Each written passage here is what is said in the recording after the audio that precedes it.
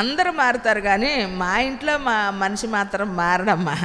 మీరు ఎన్నన్నా చెప్పండి, ఏమైనా చెప్పండి, నేను చాలా చూశాను, ఎందరినో చూసి అందరిలాంటివాడు కాదు మా ఇంట్లో మనిషి మాత్రం అంటే. నీకు తెలుసా మారుతాడో మారరో, వింటారో వినరో, నీకేం తెలుసు? నీకు తెలీదు. పౌలంతటోడే అంటూ ఉన్నాడు, ఓ స్త్రీ నీ భర్తను రక్షించుకుందువో లేదో నీకేమీ తెలుసు, పురుషుడా నీ భార్యను నువ్వు రక్షించుకుందువో నీకు తెలీదు.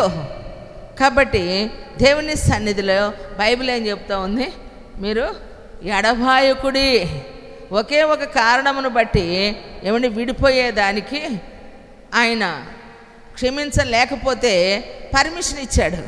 ఏమిటి అని అంటే, ఒక వ్యభిచార కారణమును బట్టి మీరు కలిసి ఉండలేకపోతే విడిపోండి, కానీ ఒకరిని ఒకరు ఎడబాయకుడి. భార్య విశ్వాసమును బట్టి భర్త, భర్త విశ్వాసమును భార్య బట్టి భార్య రక్షణ పొందవచ్చు.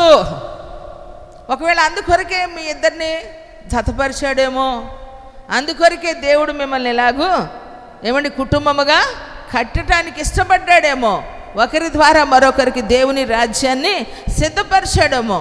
కాబట్టి మనకు తెలియదు. కాబట్టి దేవుడు నీకు ఇచ్చినటువంటి కుటుంబంతో, నీకు ఇచ్చినటువంటి సంబంధాలతో నువ్వు ఎప్పుడు కూడా అంటుకట్టబడి ఉండాలి. దేవునికి మహిమ కలుగునుగాక.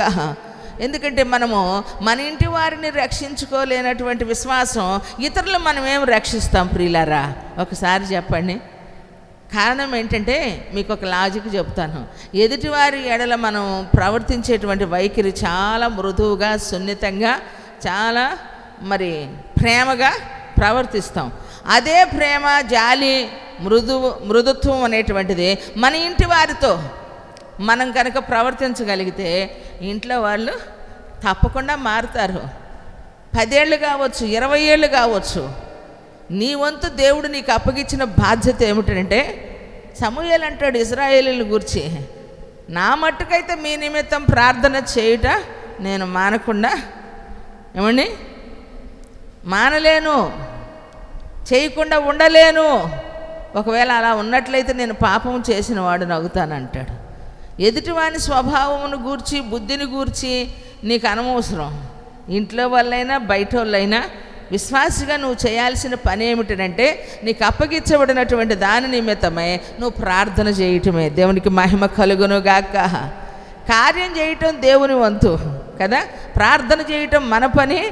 ఏమండి, కార్యం చేయటం ఆయన పని. కాబట్టి ప్రభువుకి అప్పగించుకుందాం. ఎందుకంటే దేవుని పిల్లలుగా మనకి దేవుడు అనుగ్రహించిన ఈ కృపలో సమూయేలు గారు మనకు నేర్పించినటువంటి గొప్ప విషయం ఏమిటంటే, మీ మట్టుకి ఇశ్రాయేలీయులు, మీ మట్టుకంటే ఏమండి నా మట్టుకైతే మీ కొరకు, ఎవరు వారు? మీరు ఇశ్రాయేలీయులు, దేవుడు ఏర్పరచుకున్న వారు, దేవునిని ఉల్లంఘించిన వారు, దేవునికి వ్యతిరేకంగా ప్రవర్తిస్తూ ఉన్నవారు, దేవుని మాటకు లోబడినటువంటి వారు. అయినా మీ కొరకు నేను ప్రార్థన చేస్తాను. ఒకవేళ మానని ఎడల నేను పాపము చేసిన వాడు నగుతునని తాను దేవుని సన్నిధిలో ఏం చేస్తూ ఉన్నాడు ప్రియులరా? చక్కగా తన యొక్క ప్రేమను మనుషుల ఎడలు వ్యక్తపరుస్తూ ఉన్నాడు. కాబట్టి మీరు ప్రార్థన చేయండి.